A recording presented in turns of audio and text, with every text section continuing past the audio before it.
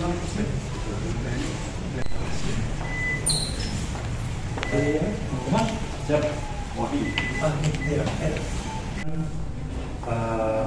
lengkap dari pihak kejaksaan. Ada 2 kasus.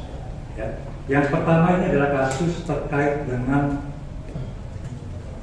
pemberian dan penerimaan sejumlah uang ya, pada saat pelaksanaan ujian seleksi calon perangkat desa di Kecamatan Gajah dan Kecamatan Guntur, Kabupaten Demak tahun 2021. Jadi kami perlu sampaikan terkait yang kasus ini merupakan tindak lanjut dari penanganan kasus yang saat ini sudah dalam proses. Ada 4 tersangka ya, yang saat ini sudah dalam proses persidangan di pengadilan. Kemudian kami melaksanakan tindak lanjutnya dengan memproses adalah yang saat ini adalah oknum-oknum 8 kepala desa yang bertugas berperan, dia akan mencari peserta, kemudian dan juga dia menerima dan menyerahkan uangnya kepada para pelaku yang saat ini dalam persidangan. Laporan polisi nomor 49 Januari ya 2022 tanggal 20 Januari 2022. Jadi modus operandinya adalah para tersangka yaitu 8 dari desa ya, menjanjikan untuk dapat meloloskan para peserta ujian yang akan mengikuti seleksi pemilihan perangkat desa dengan syarat menyerahkan sejumlah uang. Ada 8 tersangka ya, di antara adalah A dari desa Kades T ya, kemudian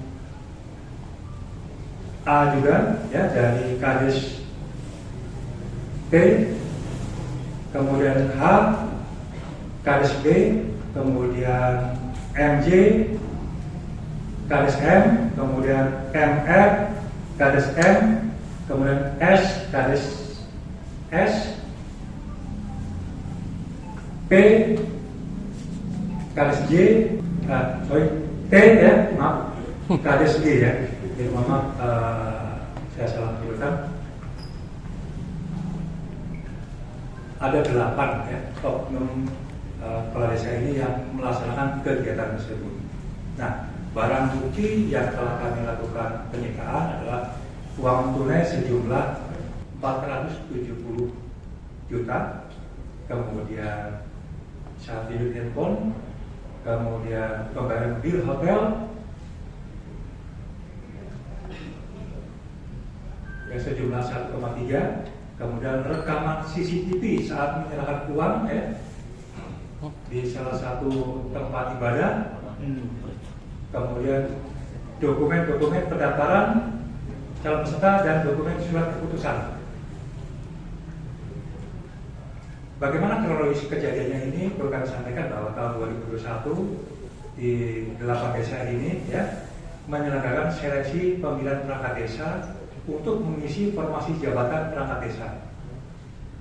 Kemudian dengan menggunakan pihak ketiga ya untuk pelaksanaan ujian seleksi itu, yaitu di salah satu universitas yang telah memenuhi kesehatan yang saat ini sedang dalam kegiatan persidangan.